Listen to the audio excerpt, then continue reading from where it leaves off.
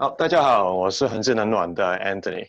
那我们公司已经成立了10多年了，一直服务于安省的地区。我们现在除了这个我所在的总公司之外，我们另外还有6家的分部，分别在那个 Windsor 到Ottawa 的那边。所以如果有什么问题的话，可以联系我们的那个分部也可以。我们的话就是做暖炉、冷气、热水炉、壁挂式的热水炉了，然后还有的话就是空气净化系统。饮用水的系统，还有软水机，还有的话就是房顶的保温棉知道我们还有做屋顶了，现在都已经。OK， 那大家如果有什么问题的话，中途可以方便问一下问题。那我们现在说的话，就是看一下大家入冬之前所要做的东西，大部分的话，我们主要的话就是看那个暖炉的部分。然后如果有其他时间的话，我们可以想一下其他的那个加湿器的那些部分。好。那我们入冬之前，我们大家都会很想要去了解一下现在那个暖炉其实工不工作，还有的话它良不良好工作。那第一样东西我们再看的话就是它这个电线。电线的话，你看到它会有一些铁皮线在这边，它通常会连去它那个开关。那主要的话，我们就是看一下那个开关有没有开。然后还有的话就是那个 breaker box 的那边，那个电箱那边那个 breaker 有没有关掉？如果它关掉的话，就要把它打开了。一般情况我们不会去碰它的，但是有时候你开了那个温空气，你发觉为什么没有出风，或是没有那个制冷效果，没有声音的话，大家可以先去看一下。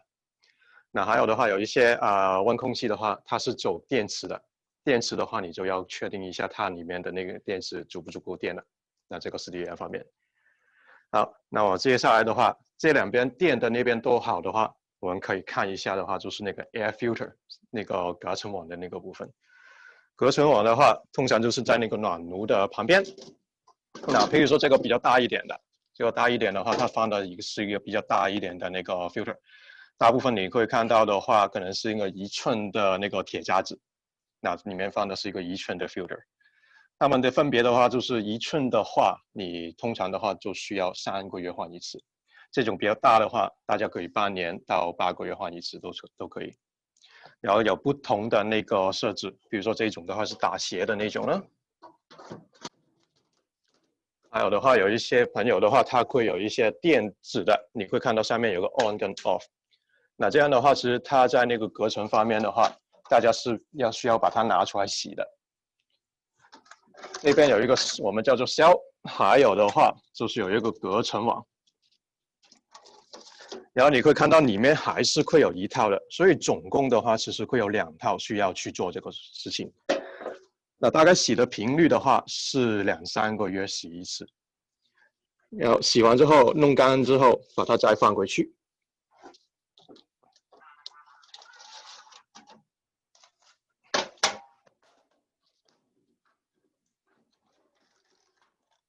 这种的好处的话就是不需要换，但是长久下来的话，有可能你就要看一下它是不是工作的良好了，就要去做一个检查了。然后有一种的话也是这类型，大家可以看到它是放那个，但是刚才那个是斜的，这个是直的，这个用的那个位置会小一点。记住，当你放那个隔尘网的时候，那个 airflow 那个箭头最好是向着那个暖炉的那个方向，因为它有一些的话，好像这类型，它这边是没有那个铁丝网的，然后另外那边是有铁丝网的。铁丝网的话就是用来稳固它，让它不要变形。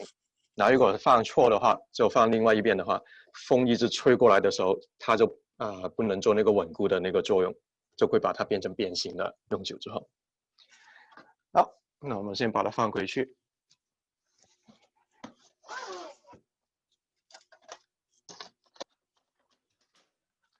好，接下来我们看一下那个暖炉的主体了。一般我们其实也不需要去碰它，有什么事的话，大部分找技术人员了。但是有些东西你可以自己去检查的，譬如说它为什么，比如说不开动，或是你可以试一下，就是它一开始一定有一个叫 venting motor 那个废气马达先去运作，然后它运作起来之后，其他的部件才会运作的。当这个你如果知道那个机器没有工作的时候，首先检查一下这里。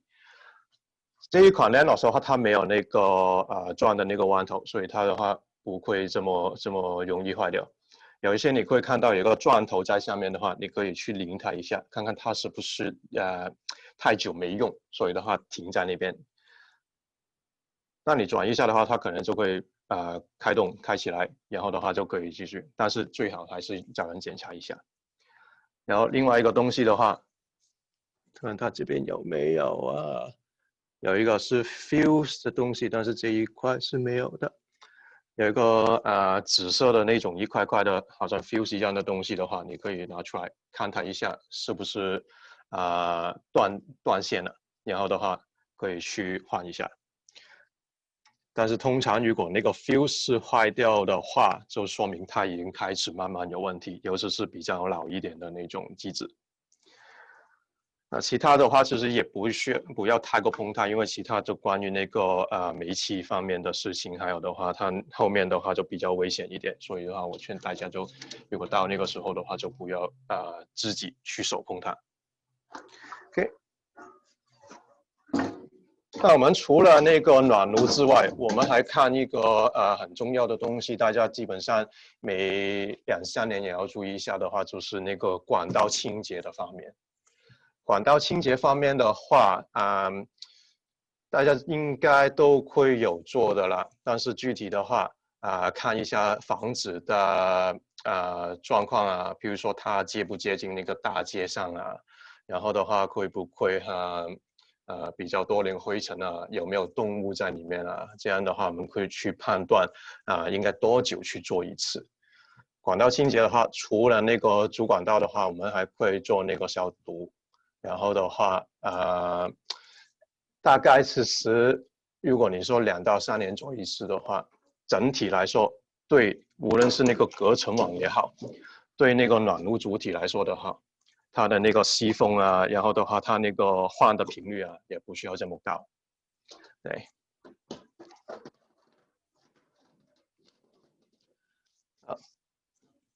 然后我们可以顺带，比如说大家已经来到那个暖炉房间了，我们可以顺带看一下它这个加湿器。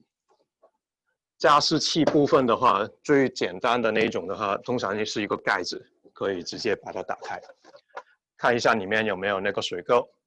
OK， 如果水垢太多的时候呢，是需要把它换掉的。那换掉也很简单，其实的话，通常比如说好像这一种，直接把它掰下来，然后把盖子拿掉。我们要换的话，就是里面这一块了。那比如说我们去买完，比如说这种类型的话，大部分比如说什么 Home Depot 的话，是我们也有去做卖的，对。那我们就把它塞回去，然后把它放上去。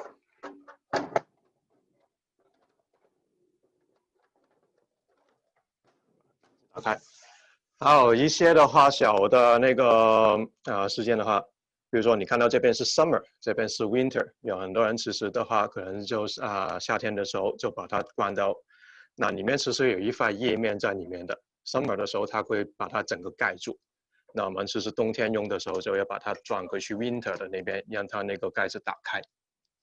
还有上面的话你会看到有一个控制器，控制器的话有些人会把它turn off。所以的话，我们在冬天的时候把它转回去，大概中间位置，大概其实这一类型的话，中间位置就是大概35%到40%左右。OK， 如果大家发现开了暖炉，加湿好像还是不太工作，那怎么办呢？我们看一下它进水的那个部分，但是那个的话自己就不要碰得太多，因为有时候会弄到它漏水的。OK， 最好还是找那些专业的人员去做。OK。说到专业的话，我们的那个公司的话，就是有那个专业的背景，也很强的，所以大家可以放心这个东西。OK， 然后我们可以看一下这边这个tankless， 以现在来说的话 ，tankless 是比较主流一点的东西。我们可以看一下它跟普通水炉的话，这种的效率是比较高一点的。然后我们现在也有那个优惠，是在政府里面有25% 的那个减价，然后除了那个政府减价，还有 Ambridge 的话，我们也会有那个补助在里面的。OK， 那说到这边的话，我们看一下大家暂时有没有问题。好的，非常感谢。那我们这边有网友问，他说他家的那个机器里面灰尘很大，可以用自己的吸尘器来清理吗？有没有什么需要注意的地方呢？吸尘器本身其实马力不太够，你可以够得到的位置的话，可能就是你可以清一下暖炉里面，但是主管道那边其实它的马力是不够的，需要那种大型的那种车，它有那个机器在那个位置里面。比如说我们的那个的话，就是有一个很大的机器在那个 vans 里面，然后的话就通过一条大的管，大概8寸的管，然后就伸进去那个主管道，然后的话就把里面所有东西都把它抽走，然后顺便也会做一下上面那个那种小窗口的那种消毒，对，所以自己的那个你可以稍微，但是作用不是很大，对。好，那请问一下，就是吸尘器吸这个暖炉可以吗？可以，但是你要清的很干净的话，其实要把它拆下来。但是我劝大家就不要做这个东西。你可以在外围稍微的吸一下，让它保持最基本的清洁了，我们叫做。但是如果再深入一点的话，最好自己就不要碰，因为怕伤害到自己的。这个是最好是找管道清洁的话，我们或是任何的管道清洁公司其实也会做这个事情。也可以叫他们去做那个暖炉到那个壁炉然后做那个有些人家里有那个 chimney， 就是那个去屋顶的那个烟囱，也是有做清洁的，对。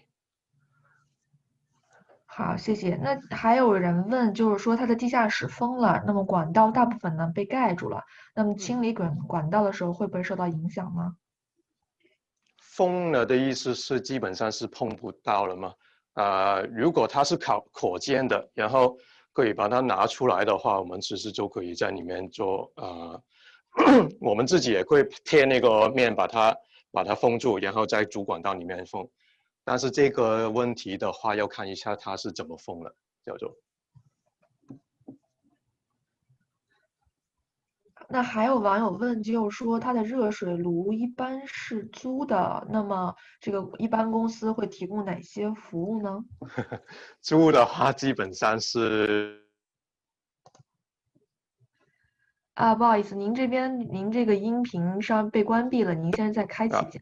哎，现在应该 好的好的 OK， 好的。好了，然后麻烦您再回答一下刚才的问题。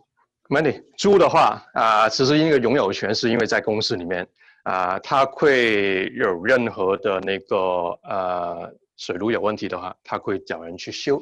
但是一般的话，我们或是任何的那个租水的公司的话，是不会说每年过来做那个清洁，直到它有问题为止。如果你是自己买的话，其实最好的话可以做一下清洁，比如说无论是普通的热水炉或是这种壁挂式的每年把它清洗一次，就是把那个净水关掉，然后把那个我们有一个洗的那个机器，然后的话就把它伸进去，把它里面洗一遍，然后的话就可以保证它里面的水垢是清洁的。另外一个方法的话，大家可以装一个软水机。软水机的话，其实会有效把那个水垢本来就把它filter 掉，把它清流掉，然后才把水进去这个热水炉里面。还有，那请问一下，最近有没有什么好的补助呢？是租的好，还是买断好，还是买新的好？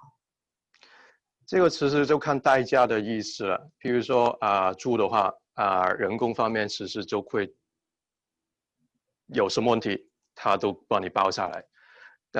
整个炉子有问题，他帮你换掉，这个就是租的好处。另外一个租的好处的话，就是譬如说在这个群可能有很多的话，就是投资房子它会有那个定期的收入所以的话租的话，它可以长期的这样去付它，就不用一次性的付掉。还有譬如说你卖房子的时候，它是可以 transfer 转接到下一手的。所以比如说有些人的话可能说，哎，我明年或是后年我需要去卖房子了，那我是现在住好还是买好？那我算一下，其实住会好一点，划算一点。因为在加拿大，比如说你买卖房子的时候，是一般我们也会把它 default 成为热水炉是住的，这个只是比较普遍的想法，所以它也不会说太影响那个卖房子的价钱。当然如果你是住的比较久一点啊，或是这个的话，你是想省一点钱在那个 long run 里面啊，那壁挂式的话，其实它用的那个gas 的话，相对来说比较小一点，是省钱的那个部分来的。然后现在的话还有25%的那个南方政府补贴，还有那个 Enbridge 的补贴，所以的话它算下来的话就不会比普通的那种热水炉的话贵的很多，对。具体的话就要看一下那个实际的情况啊。第一样能不能安装是一个问题。通常我们需要看的话就是那个煤气管，看那个水管大小，看那个电，还有看一下那个去水的那个部分，还有安装的那个厂能不能承受，这些是我们要进去实地去考察的那个问题。那热水炉的话就通常就会你本来是多少个gallon的话最好才换回去多少gallon，不然的话可能要改一下其他东西了。那还有就请问一下，有网友说这个是可以抵税是吗？租的话，你是租房的话是应该可以的，但是最好的话是向你的那个 accountant 去问一下，做会计的去了解一下。但是以我的经验来说，大部分他比如说搬出去，或是把整个房子租出去的话，是可以做抵税的。好的，非常感谢。那么网友还有问题吗？来，都抓紧时间啊！碰到我们这个 po 到我们公屏上来，这个机会难得。然后有什么样的问题，您都可以来问一下。那请问一下，那如果说我们这边如果有这个，比如说是暖炉维护的需求或者清理的需求，那怎么能联系到您呢？我们的公司电话是905-597-5593，905-597-5593。然后你可以打过来的时候，你就提一下是51找房那个群里面的客户，那我们的话也会相对来说的话给一下优惠，但是具体的话应该要另外再谈。对，那个是稍后到时候才知道。那请问一下，暖炉多久要换新的呢？多长时间需要清洁一次？清洁的话，其实就看你普通那个管道清洁有没有做的很多比较平的话，其实它一般的话就不会带很多的尘在里面。如果是比较旧一点，或是那个房子的那个尘埃的环境就比较差一点的话，最好的话是有些很严重的话，其实1年要做一次，但是普遍的话是2年到3年做一次。然后，如果你是说那个暖炉多久要换的话，一般暖炉我们所说的话是15年到20年，有一些高级一点的机器它可以去到25年。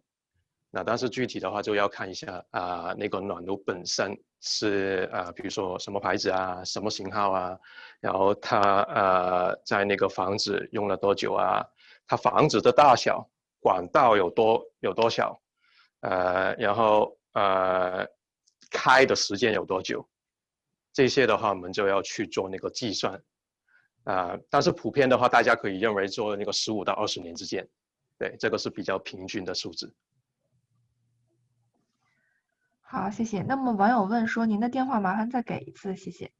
没问题是905-597-5593，是24小时的，所以大家可以打电话，然后对，就是打进来，记住说一下51找房。您这边就是中英文服务都可以是吧？可以的，没问题。好，谢谢。那我们在这边再跟您确认一下，是说905-597-5593对吗？对，没问题，没错。好，谢谢。那么观众还有问题吗？如果有问题的话，那么抓紧时间啊。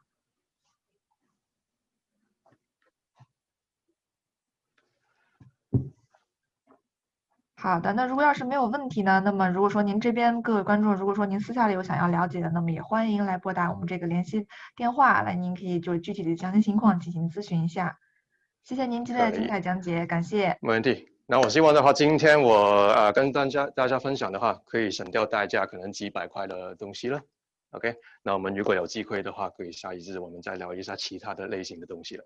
OK，好的，谢谢。好，谢谢您。